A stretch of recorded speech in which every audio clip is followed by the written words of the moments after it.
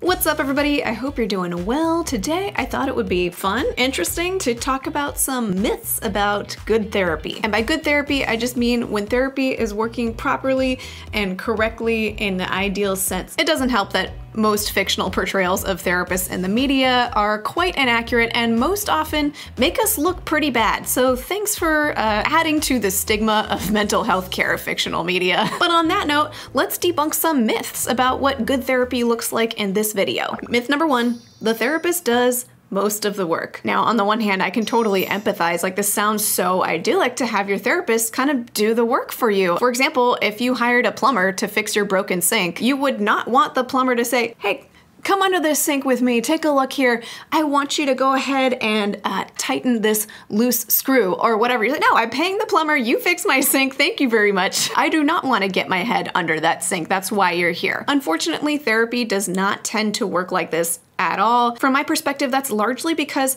most of the things that somebody comes in to see a therapist for are things that have influence on most aspects of our lives. So rather than it being like, my sink is broken, plumber fix my sink, thank you, bye-bye, it's like, yeah, the sink's broken and also the whole house is falling apart. So I can fix your sink for you, but also can I give you some tools to show you how to fix the rest of this? Because it's happening everywhere. So sorry to break it to you, but if you're wanting to make some significant change in your life through therapy, you're probably gonna have to work pretty hard. The second myth about good therapy is that you're supposed to start feeling better like right away. And yeah, most of us understand that therapy tends to take more than just 1 or even 2 sessions to start to feel better, but it can be quite surprising to find that when we really get into the meat of the work, things can start to feel much worse before they do get better. It's kind of like if you've spent your whole life shoving a bunch of junk in your attic and then now you've hired somebody to help you organize your attic. There's probably gonna be a point in the process where this person is saying, okay, let's take everything out of the boxes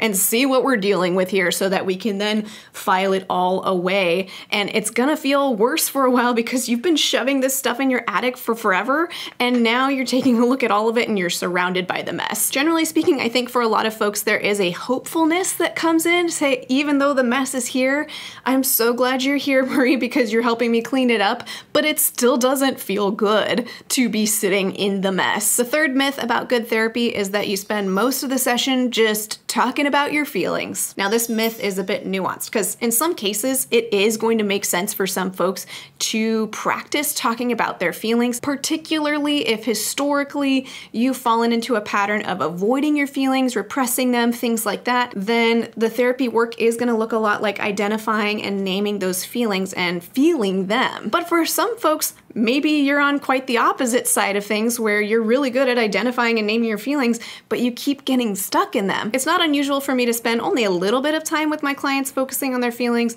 and emphasizing more so who they are, what they value, and how they want to implement those things to make change in their life so that it doesn't feel like they're just stuck in whatever the feelings are telling them to stay stuck in. This is a nuanced myth, it depends, but certainly for most people, it's not the case that you just end up venting your feelings every single session and that's kind of the session. Myth number 4, the therapist won't say or do a whole lot during the therapy session. They might just kind of nod along, be relatively expressionless on their face, and the session is you just kind of talking. Even in a technique like psychoanalysis, where there is a heavy emphasis on the therapist listening to the client, there's still a lot of activity that comes from the therapist. So if you're leaving session after session feeling like, I just talked and I don't really know what my therapist did, that's definitely something to address. Myth number 5 about good therapy, your therapist knows what's best for you, but won't tell you what to do. Adrian, the answer is inside you. No, doctor, the answer is inside you. If you told me, I would hear it. And then the answer would be inside me. And it just kind of paints the therapist as this like all-knowing, but I'm not gonna tell you type of person. Now, I will say a client-focused approach to therapy assumes that whatever is best for the client already exists within the client. If I as the therapist start to believe that I know what's best for my client, even more so than whatever they think is best for themselves, then it doesn't acknowledge the fact that I am a human being with my own set of values and biases and all of that, and I'm looking at my client through that lens. So whatever I think might be best for my client might not actually be what is best for them. But with all of that said, if a client ever asks me what I think they should do in a situation, I might say something like, you know, I have some thoughts about that, and I'm happy to share those with you in a moment, but first I'd really love to hear what your thoughts are so far about what your options are in this situation. And then after that, I'll say, okay, did you still want to hear my thoughts? I never want to withhold my thoughts when a client invites me to share. Myth number 6.